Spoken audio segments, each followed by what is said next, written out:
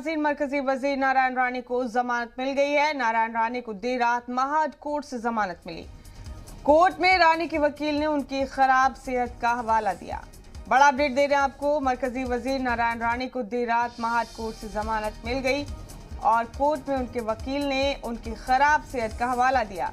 राणे को 30 अगस्त और 6 सितंबर को अब रायगढ़ में पेश होने के लिए कहा गया है। नारायण राणे को सीएम उद्धव ठाकरे को थप्पड़ मारने की बात कहने के मामले में गिरफ्तार किया गया था। रत्नागिरी के चिपलून से उनकी गिरफ्तारी हुई थी। महाड की मजिस्ट्रेट कोर्ट से जमानत मिलने के बाद राणे रायगढ़ से रात 12 बजे मुंबई के लिए निकले। मरकजी वजीर नारायण राणे सुबह 5 बजे के करीब जूहू में मौजूद अपने बंगले पर पहुंचे। और हमारे साथी राजीव रंजन फोन लाइन पर बने हुए तमाम अपडेट लेकर। राजीव, नारायण राणे के बयान के बाद उनको गिरफ्तार किया गया, एफआईआर लॉन्च हुई, शिव सैनिकों ने खूब बवाल काटा और आखिरकार देर रात उनको जमानत मिल गई। अब 2 तारीखों पर उन्हें पेश होने के लिए कहा गया है। तफसीलात जरा बताइए हमारे नाज़रीन को। देखिए, जिस तरीके से जो बयान दिया था उन्होंने, मुख्यमंत्री उद्धव ठाकरे को जो बयान दिया था, उस बयान को लेकर शिव सैनिकों में काफी नाराजगी थी। नाराजगी को लेकर 3 जगह उनके एफआईआर किए गए थे। उसी बयान को लेकर उन्होंने 3 जगह एफआईआर किए थे।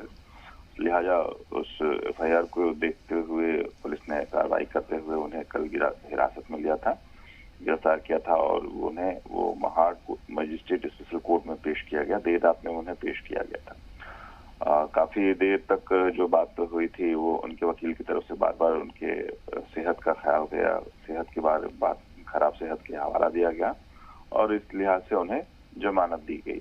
देर रात तक, यानी लगभग वहां से 12 बजे के करीब निकलने के बाद सुबह तक, ये सुबह ही अपने घर पे नारायण राणे पहुंचे हैं और आज वो मुंबई में ही आराम करेंगे।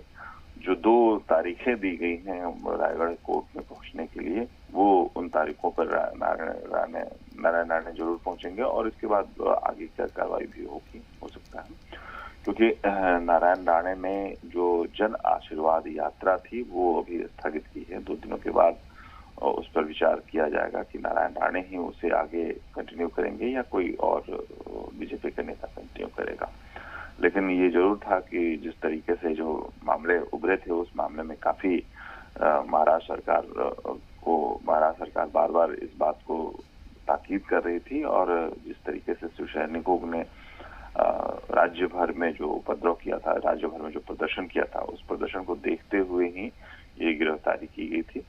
हालांकि नारायण राणे को बेल मिल गई है और बेल मिलने के बाद, यानी जमानत मिल गई है।